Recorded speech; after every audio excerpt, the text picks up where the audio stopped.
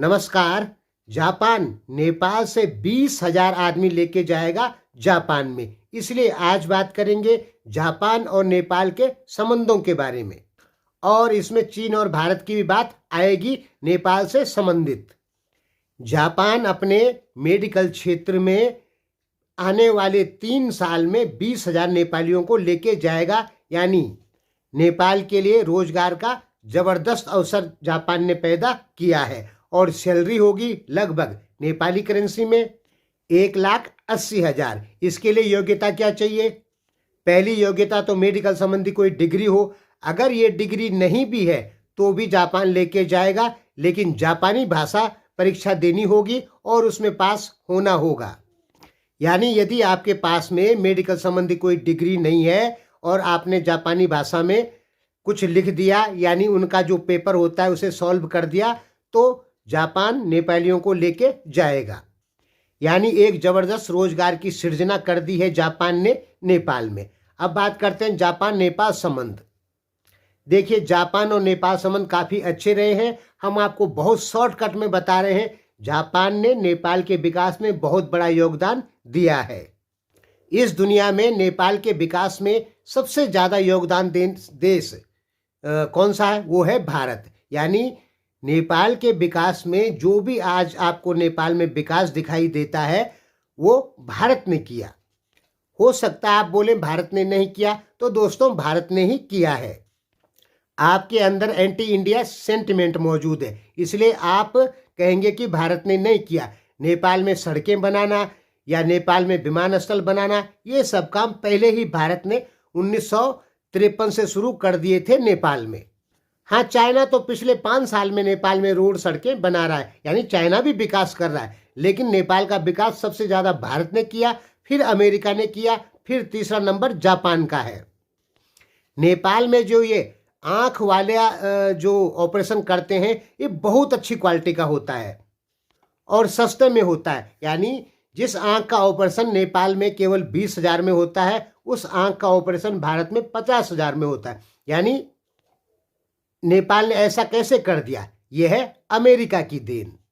यहां पर जो आपको बताया जा रहा है वो 100% सही बताया जा रहा है। आपकी विचारधारा चाइनीज समर्थक है, इसलिए आप हमारी बातों को शायद सच ना माने, क्योंकि आपके यहां बहुत सारे यूरोपीय देशों के एनजीओ हैं जो हमेशा भारत के खिलाफ आपको भड़काते रहते हैं। अब ट्रंप ने इन एनजीओ को समर्थन देना, पैसा देना बंद कर दिया। अब नेपाल में धीरे धीरे एनजीओ जो हैं यूरोपीय, उनको फंडिंग नहीं मिलेगी, तो उनका मिशन नेपाल में कमजोर होगा। भारत नेपाल दुश्मनाई की असली वजह है नेपाल में बैठे एनजीओ, जिन्होंने सारे नेपाल के हिंदू धर्म संबंधी उनके विरोध में काम किए और नाम लगाया भारत का। जैसे नेपाली राजा की हत्या में एनजीओ नाम लेते हैं भारत का और नेपाली जनता को भड़काते हैं कि नेपाली राजा की हत्या करवाने में भारत का हाथ था, जो कि 100% झूठ है। नेपाल में हमेशा भारत और अमेरिका के बीच में टक्कर चली है और नेपाल में कहा जाता इंडो पश्चिमा डिजाइन। इंडो पश्चिमा डिजाइन नेपाल में कभी नहीं हो सकता। या तो इंडियन डिजाइन होगा या अमेरिकन डिजाइन होगा। नेपाल में भारत और अमेरिका कभी मिलके काम नहीं करते, बल्कि दुश्मनी से काम करते हैं।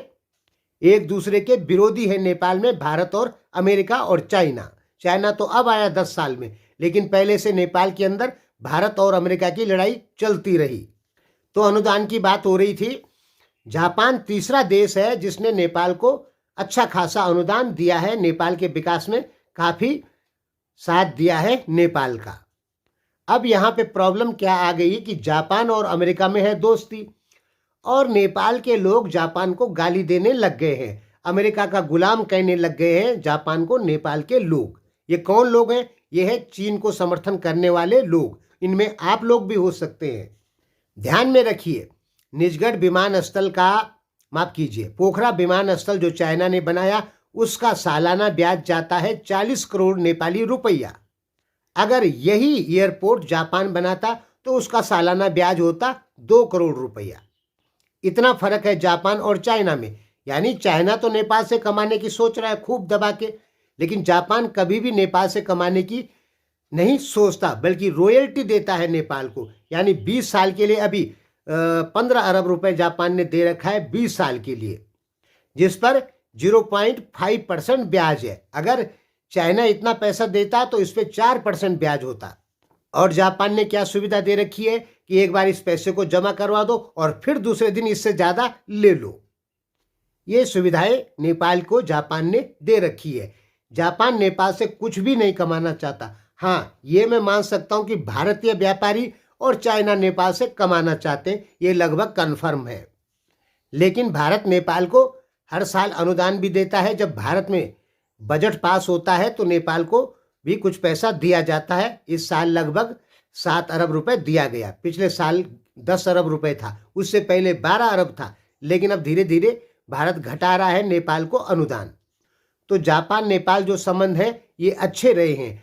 अब नेपाल के लोग ऐसे हैं कि वो जापान का विरोध करने लग गए हैं, कम्युनिस्ट टाइप के लोग। देखिए, नेपाल के जो लोग हैं वो साउथ कोरिया में रोजगारी करते हैं, वहाँ काम करते हैं। साउथ कोरिया नेपाल को अच्छा भी मानता है।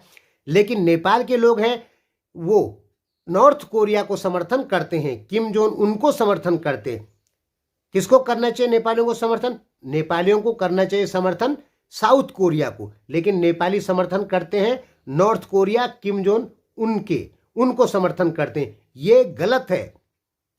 नॉर्थ कोरिया नेपाल को कुछ भी नहीं देता, साउथ कोरिया नेपाल की बहुत मदद करता है। लेकिन नेपाली लोगों को देखो, साउथ कोरिया के सबसे बड़े दुश्मन नॉर्थ कोरिया को समर्थन करते हैं। क्यों करते हैं? क्योंकि चाइना नॉर्थ कोरिया को समर्थन करता है। जिस देश को चाइना समर्थन करता है नेपाल उसी देश को समर्थन करेगा। क्यों करेगा? क्योंकि नेपालियों की विचारधारा भी चाइनीज जैसे हो गई है। मैं ये नहीं कहता कि सभी नेपालियों की हो गई है, लेकिन लगभग हो गई है, काफी %। अब आप खुद ही सोच लीजिए कि नेपाल के लोग जाना चाहते हैं अमेरिका, नौकरी करना चाहते हैं अमेरिका, अनुदान लेते हैं अमेरिका से, लेकिन अमेरिका की ही बुराई करते हैं। सोचिए, नेपाल के लोग नौकरी के लिए जाते हैं भारत, सब कुछ भारत से, व्यापार भारत से, सामान लाना भारत से, सामान बेचना भारत में। लेकिन नेपाल के लोग जय जयकार करते हैं चाइना की। तो ये गलत है। नेपाल को अपने सच्चे मित्र देशों को नहीं खोना चाहिए। भारत जो है वो नेपाल का एक सच्चा मित्र देश भी है और नेपाल का सबसे बड़ा समर्थक इस दुनिया में भारत ही है। भारत के अलावा नेपाल का कोई भी कट्टर समर्थक नहीं हो सकता। भारत जो है नेपाल के लिए पूरी दुनिया से युद्ध भी कर सकता है, लेकिन चाइना नहीं कर सकता, अमेरिका नहीं कर सकता। इस गलतफहमी में नेपालियों को नहीं रहना चाहिए कि नेपाल के लिए चाइना भारत से लड़ जाएगा। कभी नहीं। चाइना और भारत के बीच में नेपाल के लिए लड़ाई नहीं होगी। हाँ, नेपाल के ऊपर चाइना कुछ करता है तो भारत से लड़ना ही पड़ेगा। लेकिन भारत यदि नेपाल पे कुछ करता है तो चाइना नेपाल की कोई मदद नहीं करेगा, बल्कि कुछ मौन समर्थन देगा और कुछ भी नहीं करेगा। कारण भारत और चीन का बहुत बड़ा व्यापार है और चाइना एक व्यापारिक देश है। चाइना इतना गधा नहीं है कि नेपाल के लिए भारत से संबंध खराब कर दे। भारत से लड़ बैठे, अरबों डॉलर का व्यापार ठप हो जाएगा चाइना का। तो हमारे कहने का मतलब है कि नेपाल को अपना मित्र देश नहीं खोना चाहिए।